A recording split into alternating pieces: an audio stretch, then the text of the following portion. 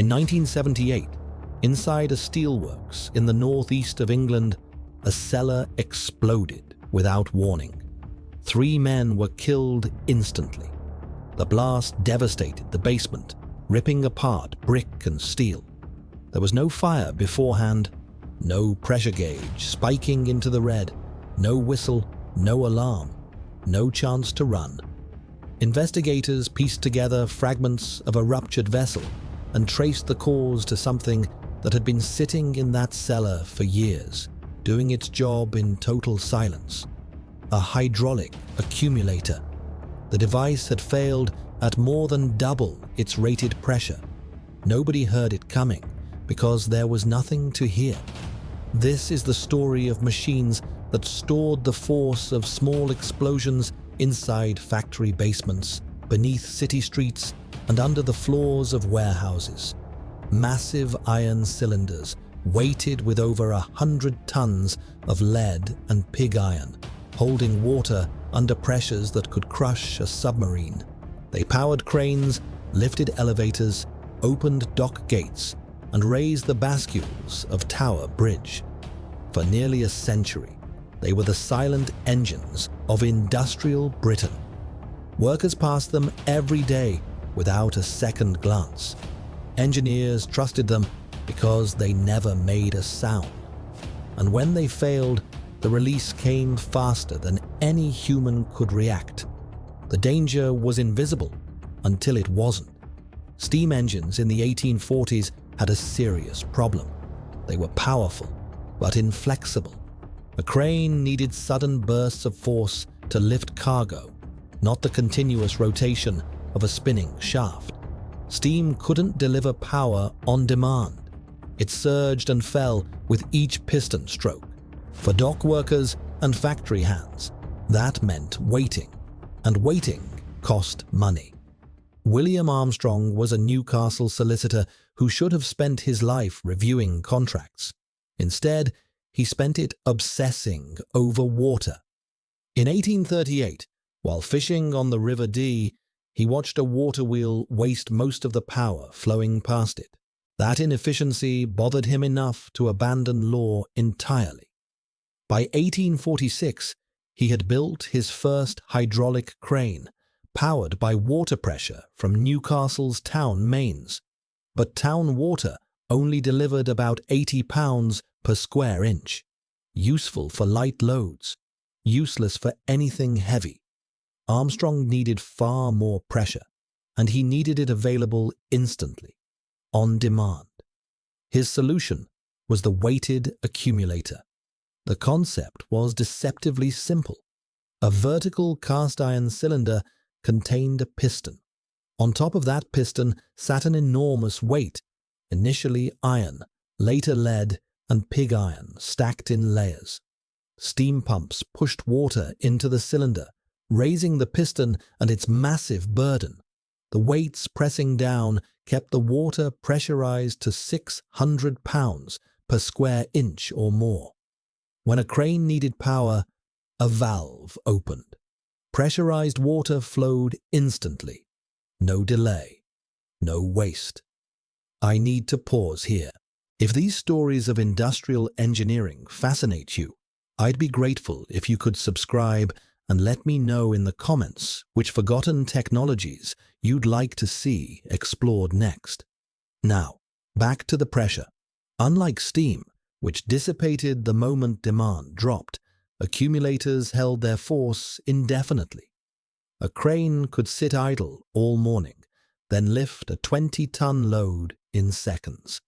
The first deployment came at New Holland Ferry Dock in 1851. Cranes at Tyneside followed immediately after. Within a decade, Armstrong's company was producing 100 cranes per year. Docks and railways across Britain and beyond installed his systems. The weighted accumulator became the beating mechanical heart of every industrial operation. But every system that stores energy creates a question. What happens when all that energy escapes? And as factories installed larger and larger accumulators to meet growing demand, the answer would become violently clear. Before Armstrong's weighted accumulator, hydraulic power required towers, massive ones. The Grimsby Dock Tower, completed in 1852, stood 309 feet tall. Inside, a 30,000-gallon wrought-iron tank sat 200 feet above the ground. That extreme height existed for one reason: to generate pressure from the weight of the water itself. And after all that construction, all that brick and iron reaching toward the sky, the system delivered just 87 pounds per square inch. Weighted accumulators changed everything. The same pressure, and far more, could be achieved in a fraction of the height. By 1892, Grimsby's iconic tower was functionally obsolete. A much smaller accumulator loaded with 300 tons of weight took over its duties. Could you imagine 300 tons balanced on a single piston? That's the weight of a loaded freight train, pressing down inside a cylinder perhaps 30 feet tall. And that was just one installation at one dock. The London Hydraulic Power Company, established by Act of Parliament in 1883, built something far larger. 5 pumping stations connected by more than 180 miles of cast iron pipes running beneath city streets. Operating pressure 700 to 800 pounds per square inch.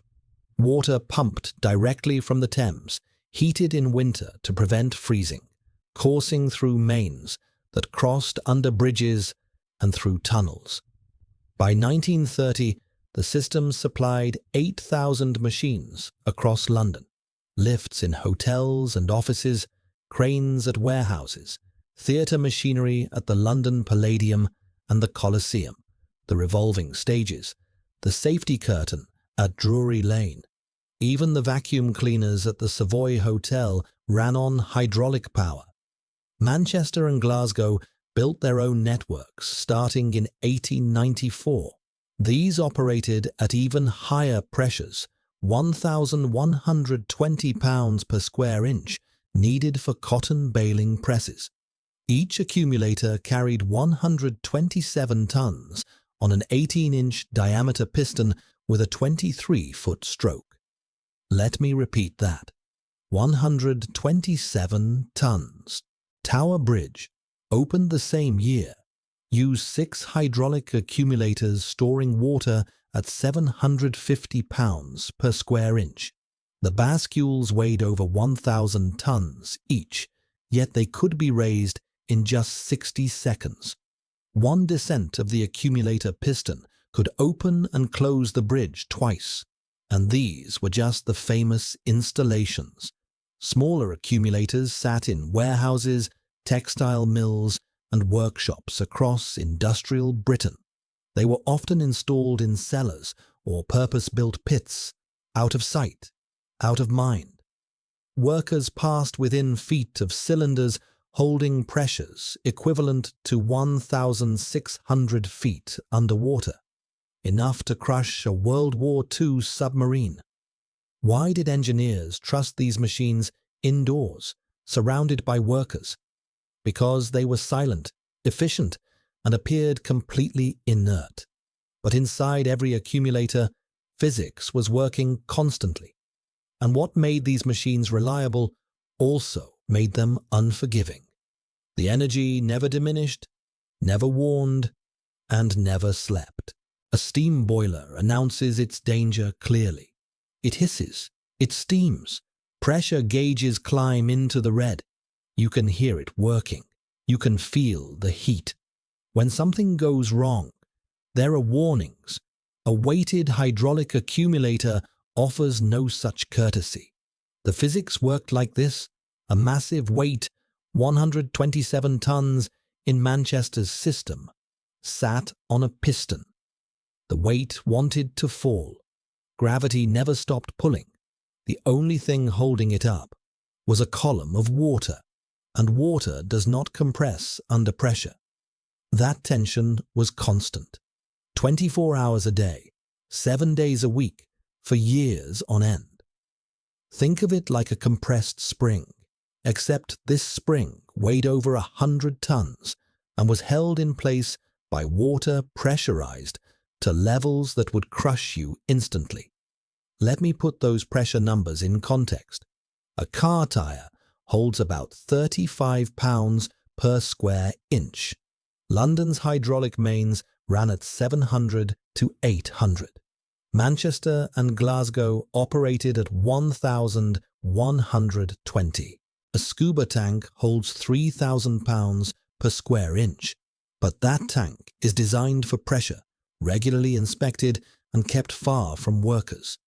These accumulators sat in basements under city streets, in cellars where men worked full shifts, and they gave no warning signs. None. The piston sat at the top of its stroke. The pipes held pressure. The weights remained motionless. Everything looked exactly the same, whether the system was running perfectly or moments from catastrophic failure. London's network pumped 33 million gallons of water per week at its peak. That water coursed through more than 180 miles of cast iron mains, constantly pressurized, day and night. The accumulators never fully discharged.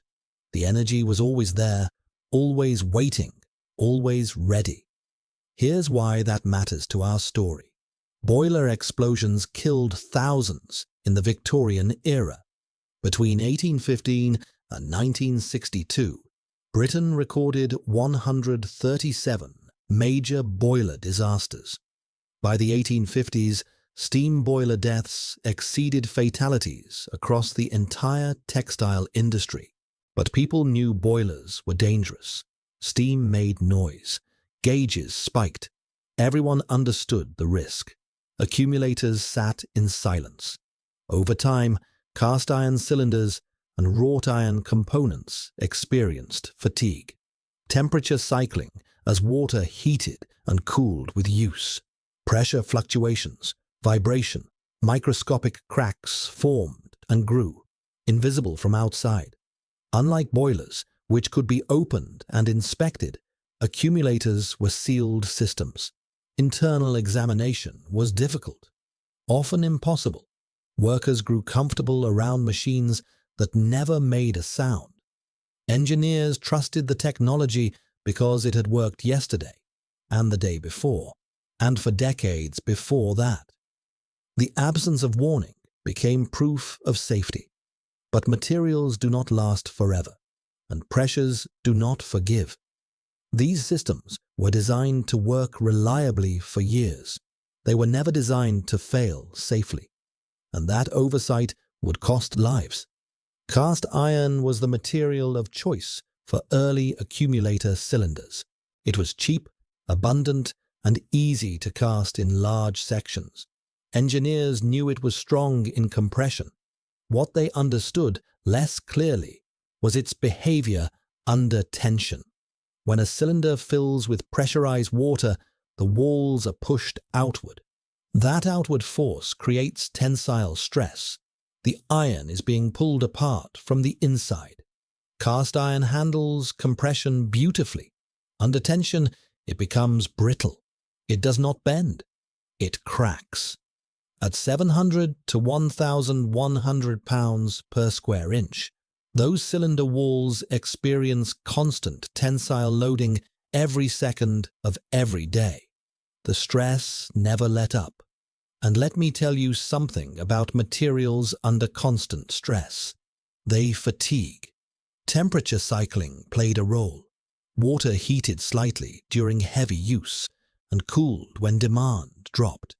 Each cycle expanded and contracted the iron minutely. Pressure fluctuations added more stress. Vibration from pumps and connected machinery traveled through the system. Over years of operation, microscopic cracks formed deep within the metal, completely invisible from outside. X-ray inspection did not exist. There was no way to see inside a massive iron casting. If a flaw developed in the cylinder wall, the first indication was failure itself. Connection points created additional vulnerabilities. Every pipe joint, every valve, every fitting was a potential weak spot.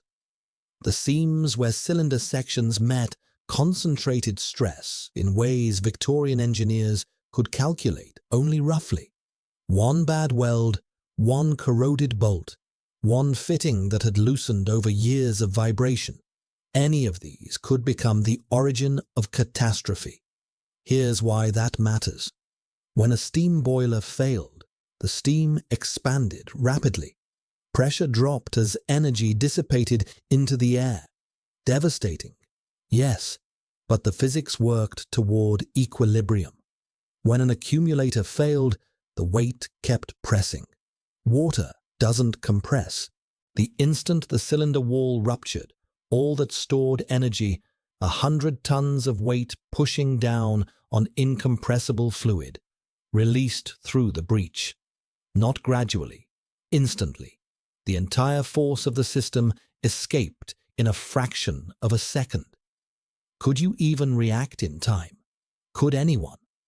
Victorian Britain developed boiler inspection regimes after spectacular disasters killed workers by the dozens. Public outcry demanded regulation. The boiler became a known hazard, tracked and monitored. But hydraulic accumulators sat in a different category. They were mechanical devices, not steam equipment. They fell through the regulatory gaps. Few centralized records exist of accumulator failures. Events were treated as isolated industrial accidents. One death here, two there, filed and forgotten. The machines that powered an empire received nothing like the scrutiny given to steam. And so the accumulators that stored enough force to demolish buildings remained beneath Britain's cities, while engineers assumed that silence meant safety.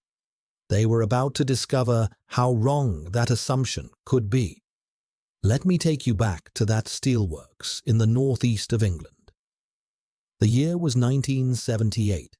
The accumulator had been there for years, doing exactly what it was designed to do. It controlled roll balancing equipment in the rolling mill, a single pressure vessel, roughly 5.4 cubic meters in capacity, sitting in a cellar beneath the factory floor. Normal operating pressure, 155 bar, about 2,250 pounds per square inch. The men who worked above it probably never thought about it twice. Why would they? It had never made a sound. Then it failed. The vessel burst at an estimated 414 bar, nearly triple its rated pressure.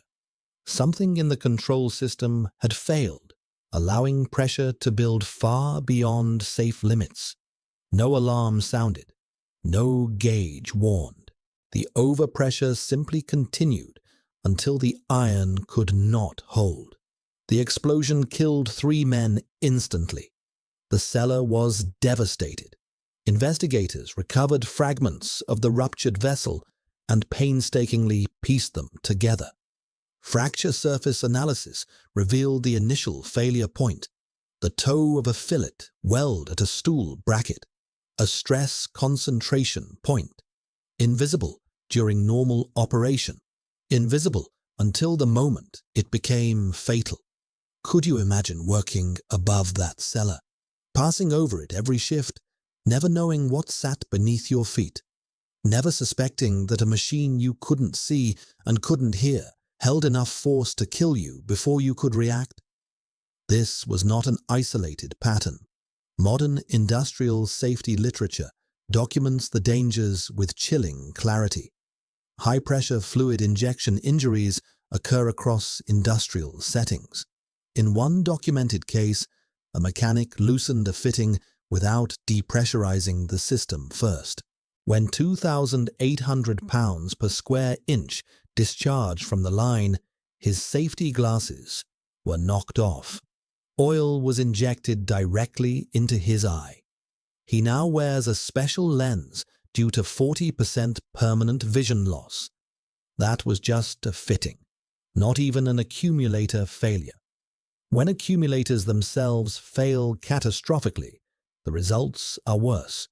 Safety engineers describe improperly secured accumulator shells taking off like rockets when the retainer ring fails. The pressurized gas or fluid expels the end cap with enough force to kill. Modern safety guidelines call accumulators the most dangerous component in the hydraulic system, not because they fail often, but because when they fail, the energy release is absolute. Why are historical records so sparse? Because deaths in Victorian industrial settings were common. A basement accident might be attributed generically to machinery failure. No national tracking system existed for hydraulic incidents.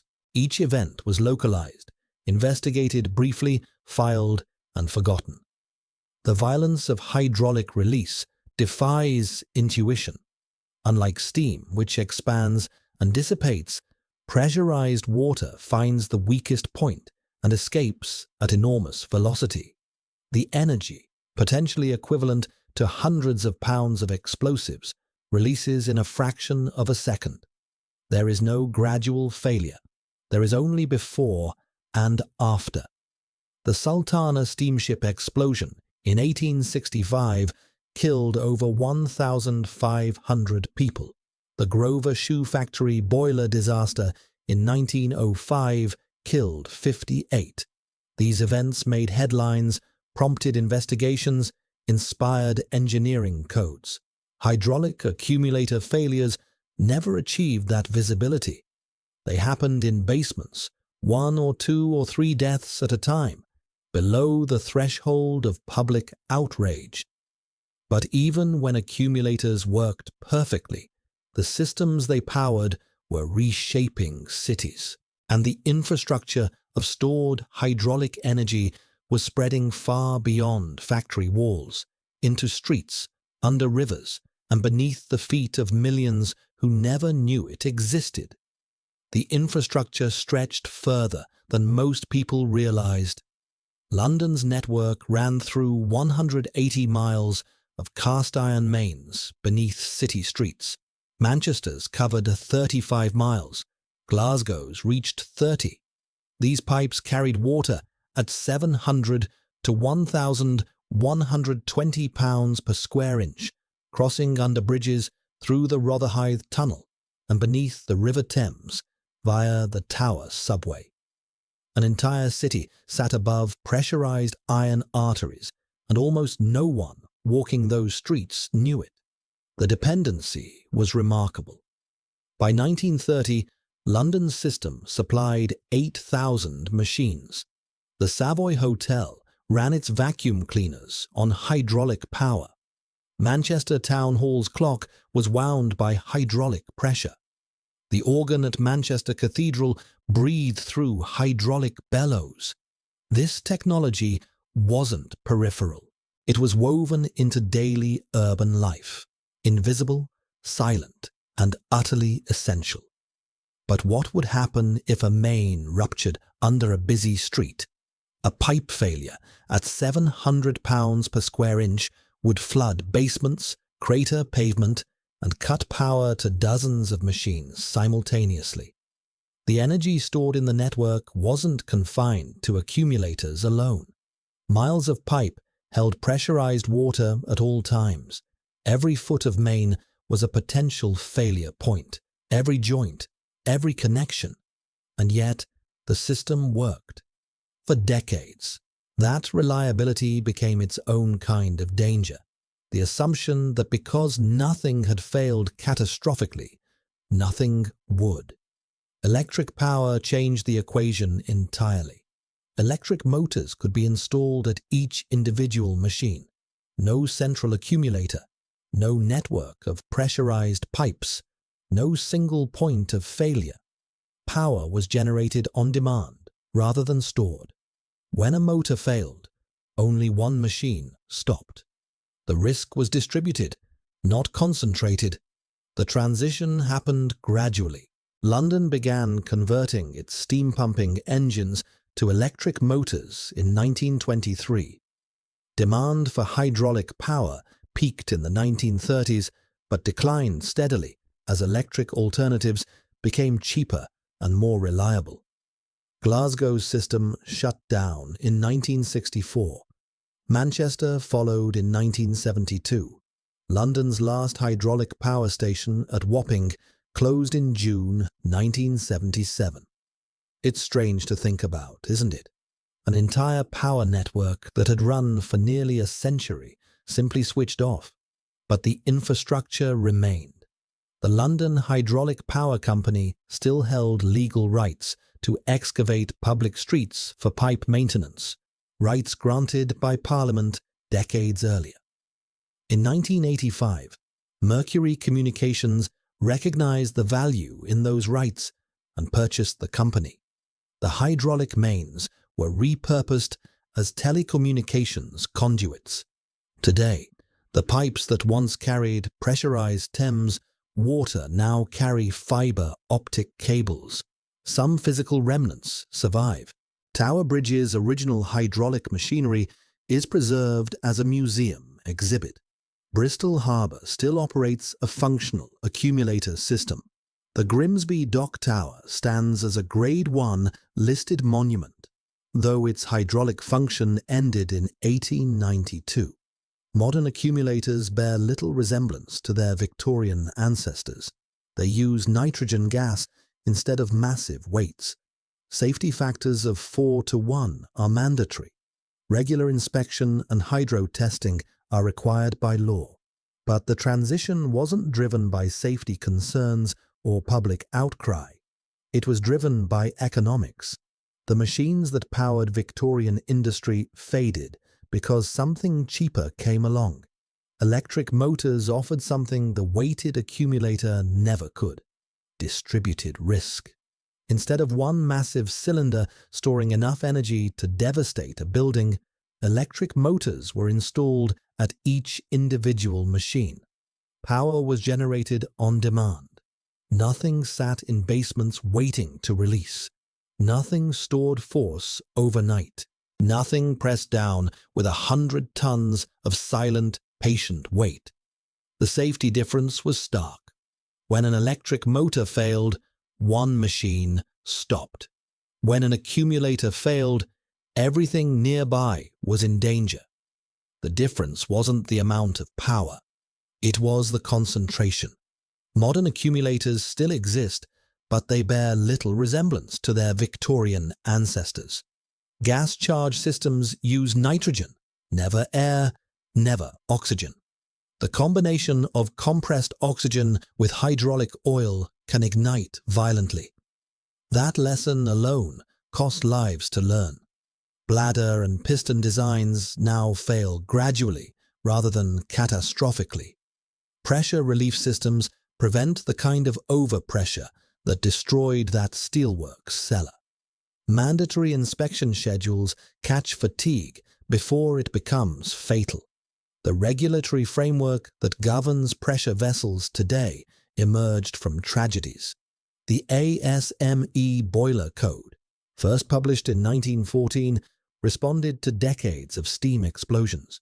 Those standards eventually extended to hydraulic systems too. Required safety factors, material specifications, testing protocols. The regulations that exist now were written in response to failures that came before. Here's the insight that emerged too late for some. It is not enough to prevent failure. Engineers must plan for what happens when failure occurs. Stored energy systems require fail-safe design. This principle now governs everything from nuclear power plants to battery storage facilities. But in the Victorian era, no one thought that way. If a machine worked, it was assumed to be safe. The weighted accumulator was ingenious engineering, a way to store and release enormous force on demand, silently, efficiently, indefinitely. But the same properties that made it useful made it unforgiving. Silence wasn't safety. Reliability wasn't invincibility, and decades of successful operation meant nothing when the physics finally caught up. Industrial history repeats this pattern. Flywheels, steam boilers, early electrical systems. Each technology worked brilliantly until it didn't. Each taught the same lesson. Energy storage requires containment, and failure must be designed for, not assumed away. The hydraulic accumulators that powered Victorian Britain have mostly vanished now, filled in, scrapped, converted to carry fiber optic cables. But the lesson they taught remains embedded in every pressure vessel, every energy storage system, and every safety code written since. The silent giants that sat beneath factory floors held enough force to devastate buildings. For a century, they did their work without complaint, lifting loads, opening dock gates, raising the world's most famous bridge. Workers trusted them because they never made a sound, and when they failed, the silence ended in an instant. If energy is stored, it must be controlled. If failure is possible, it must be contained. The hydraulic accumulator taught industry that danger doesn't announce itself. Sometimes it simply waits. That lesson was paid for in iron, in concrete, and in lives. It still shapes how we build today.